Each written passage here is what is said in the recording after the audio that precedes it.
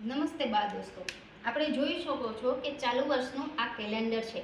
હવે કોઈ નવ સંખ્યાનો ઝડપથી સરવાળો કરવો છે તો કઈ રીતે કરાય એ રીત આજે આપણે કેલેન્ડર દ્વારા શીખવાની છે. ધારો કે તમે જુઓ છો કે ભાઈ કેલેન્ડર છે, બરાબર, એમાં હવે હું કોઈ એક 3x3 નો ચોરસ કરું છું. તો 3x3 નો ચોરસ થયો તો તમે જોઈ શકો છો કે આ રીતે થશે. કુલ સંખ્યા થશે 9. 1 2 3 4 5 6 7 8 ને 9. તો હવે શું કરશું? તો આમાં સૌથી નાની સંખ્યા છે 8. હવે 8 થી એક મોટી એટલે કે 9. હવે 9 માં 7 આપણે ઉમેરવાના છે. 9 માં 7 ઉમેરીએ એટલે થાય 16. હવે 16 ગુણ્યા આપણે 9 કરવાના છે. 16 ગુણ્યા 9, કેમ કે કુલ સંખ્યા છે 9 એટલે આપણે 9 કરશું તો 16 નવા થાય 144. તો આ 9 એ 9 જે સંખ્યા છે એનો સરવાળો થાય 144. હવે આમાં નામાં આપણે જોઈ લઈએ કે થાય છે કે નહીં. તો આપણે જોઈએ કે ભાઈ 8 + 9 + 10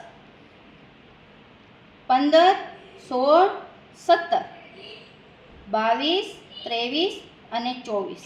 તો આપ જોઈ શકો છો કે 144 આ 9 એ 9 સંખ્યાનો સરવાળો થાય એને આપણે ઝડપથી સરવાળો કરી નાખો કે નાની સંખ્યા એનાથી એક મોટી એને +7 કરો અને એને ગુણ્યા 9 કરો એટલે જવાબ આવી જાય.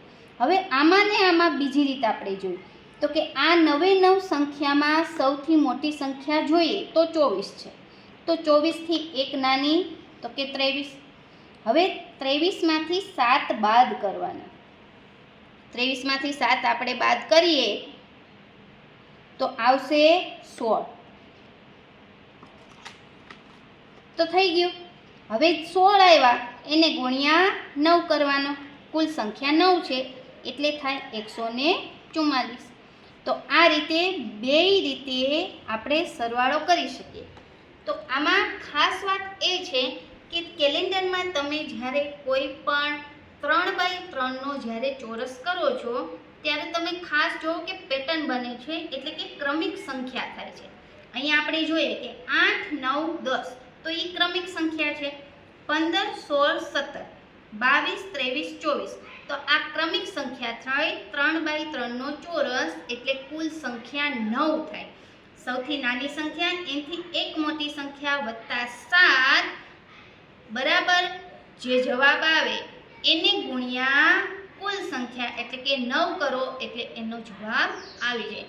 આ જ રીતે આપણે મોટી સંખ્યામાં ગોતે કે મોટી સંખ્યા એનાથી એક નાની એને -7 કરવાના છે એટલે એનો જે જવાબ આવે એને ગુણ્યા 9 કરવો એટલે કુલ સંખ્યાનો સરવાળો છે એ આવી જાય. આપ પણ જરૂરથી વેકેશનમાં ટ્રાય કરો, આપને પણ મજા આવશે.